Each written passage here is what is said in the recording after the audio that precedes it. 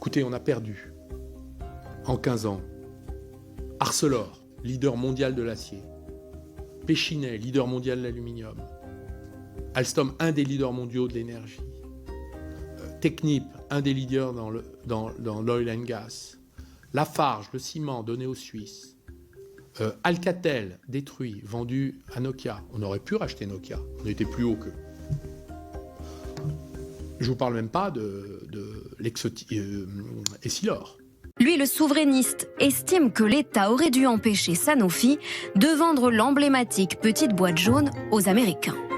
On a besoin que Sanofi, qui a quand même perdu beaucoup de sa capitalisation, qui est passé de 3e mondial à 15e, qui n'a pas trouvé de nouvelles molécules depuis longtemps, qui n'a même pas été fichu de sortir un vaccin, d'investir dans des nouvelles molécules en France. Donc ils ont besoin de cash pour faire ça.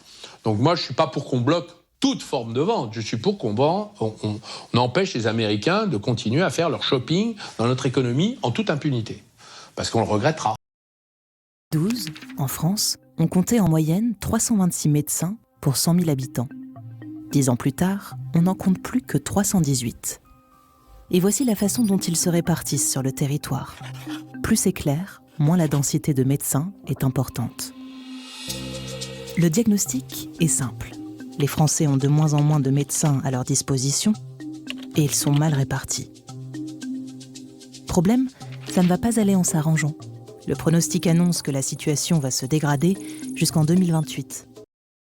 Moi, la faute qui me sidère le plus, c'est le A à accent, qu'on continue à trouver dans les copies même de l'université. Je ne comprends pas qu'un système scolaire soit incapable d'apprendre cette règle à des enfants entre le CP et la terminale. C'est une école qui est complètement malade. 4000 postes vacants d'enseignants dans l'éducation nationale en France et des démissions qui se multiplient, plus 32% entre 2019 et 2020. Ça veut dire un Français sur 10 à peu près qui a déjà été victime de ces violences pédocriminelles. Et tout candidat à l'élection présidentielle, notamment en 2027, tout responsable politique dès maintenant, doit faire de l'islamisme son principal adversaire.